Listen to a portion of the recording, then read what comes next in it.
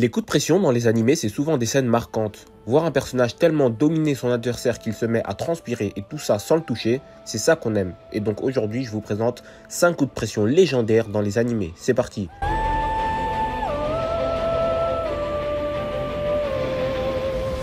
Comment parler de coups de pression sans parler de la meilleure scène de SNK? Eren, en mission sur Mars avec les Eldiens, en se servant de Falco, a réussi à ramener Reiner dans une cave pour régler ses comptes avec lui. Et là, il lui a parlé français. Il est allé droit au but. Il lui a dit « T'as tué ma mère? Très bien, je vais tout casser. Et tu pourras pas m'arrêter. » Pas besoin de beaucoup parler. Eren, c'est pas Naruto, il va pas raisonner son Ops. Il lui a parlé doucement, calmement. Il savait ce qu'il avait à faire. Falco, le pauvre, il a rien demandé. Il savait pas où donner de la tête. Il croyait il rendait juste service à un handicapé en postant ses lettres, mais il savait pas que c'était le chef d'Al-Qaïda. Reiner qui s'excuse, mais c'est trop tard. T'as allumé la mèche, maintenant c'est fini pour toi, faut assumer.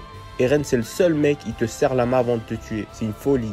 Les éclairs qui commencent à apparaître et là c'est le zbeul. Même les autres Aldiens, ils étaient même pas au courant que ça allait autant péter. Ils ont dit non Eren mon gars, t'es allé un peu loin quand même. Après il s'est fait tabasser par Levi et ils sont repartis comme si de rien n'était.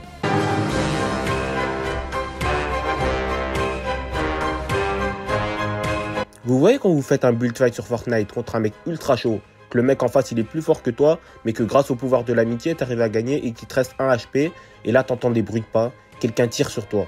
Il y avait un mec planqué dans un buisson tout le long qui arrive pour finir le travail. Et bah c'est ce qu'a fait Aramaki dans One Piece. Il était envoyé sur Wano par Akainu pour ramasser les miettes de la bataille de Nigashima. Tout le monde était fatigué, il était juste venu récupérer les kills gratuits.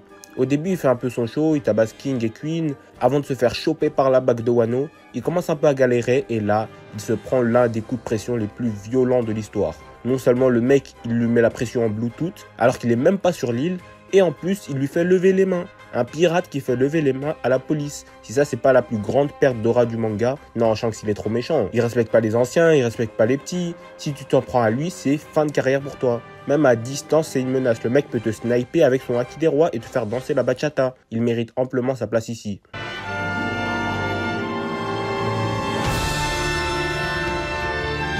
Pour Hunter x Hunter, et oui je prononce le X et oui tu vas rien faire, j'aurais pu parler de Killua dans la tour céleste et le fameux tu bouges, t'es mort. Tu utilises le nen, t'es mort. Tu fais un bruit, t'es mort. C'est Cédric Doumbé le type. J'aurais pu parler du pressing qui était prêt à exercer Irumi sur Hisoka dès qu'il a parlé mal de Killua, mais aujourd'hui on va parler du meilleur d'entre eux, Gon face à Neferupito.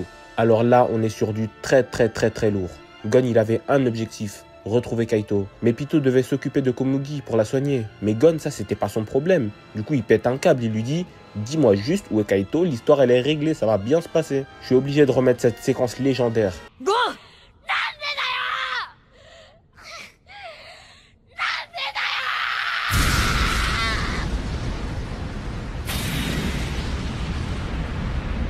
Du coup, il attend. Pito, elle est déboussolée. Elle sait que Kaito est déjà mort et que c'est qu'une question de temps avant qu'elle se fasse Jufara dans les règles de l'art. Elle commençait déjà à prier Jésus, Allah, Bouddha et même Zeus pour avoir plus de chances d'aller au paradis.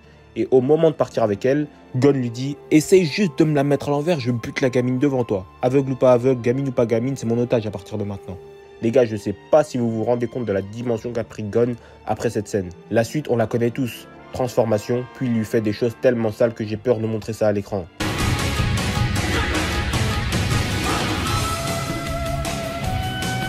On a beau critiquer l'arc de la 4ème Grande Guerre Ninja, cet arc a quand même son lot de scènes marquantes, et celle-ci en fait partie. Tobirama face à Sasuke. Le mec vient à peine de revenir à la vie, il dit « Vas-y, encore un Uchiwa qui fait le délinquant là, c'est toujours eux qui nous posent problème. » C'est jamais les Uzumaki, c'est jamais les Inuzuka, c'est jamais les Akimichi, toujours les mêmes. Sasuke lui dit « Cache, je dois encore décider si je vais détruire Konoha ou pas. » Et ce raciste il répond « Alors comme ça t'es comme tous les Uchiwa ?» Très bien, il a seulement levé son doigt.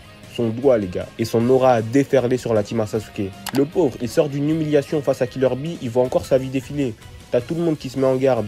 Suigetsu qui s'est liquéfié tellement il était en panique.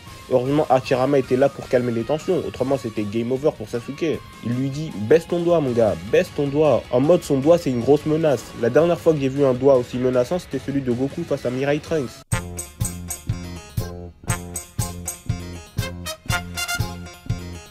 Dans Dragon Ball Daima, qui est une fraude, je le rappelle, on va pas revenir là-dessus, Vegeta se battait contre Goma, le méchant final, mais il était clairement pas assez fort pour le vaincre. Mais bon, Vegeta, on connaît son ego, il veut pas céder sa place à Goku. Il a trop de fierté pour ça. Faut absolument trouver un moyen de le faire abandonner. Et c'est là que Bulma débarque et qu'elle lui dit « Si tu continues à combattre, on ne prendra plus jamais de main ensemble. » Donc pour ceux qui n'ont pas capté le sous-entendu, Si t'arrêtes pas tes bêtises, tu vas plus jamais sentir l'odeur de ma... Après avoir entendu ça, il a pas bronché, il est revenu à sa place à une vitesse record, on n'a jamais vu ça. Dans son regard, tu sentais qu'il était terrifié, qu'il allait le regretter toute sa vie s'il refusait. Non, Vegeta, il a changé. À l'époque, la seule chose qui le terrifiait autant, c'était Freezer. Aujourd'hui, il s'est adouci, il cache bien son jeu, le père de famille. Non, franchement, je ne le pensais pas comme ça, moi. Et vous, c'est quoi les coups de pression qui vous ont le plus marqué? Dites-le moi en commentaire. C'est la fin de cette vidéo. Si vous voulez une partie 2, n'hésitez pas à me le faire savoir en likant la vidéo. Tu peux aussi me donner des thèmes de vidéos en commentaire. C'est tout pour aujourd'hui. C'était Aizo. Prenez soin de vous. Ciao.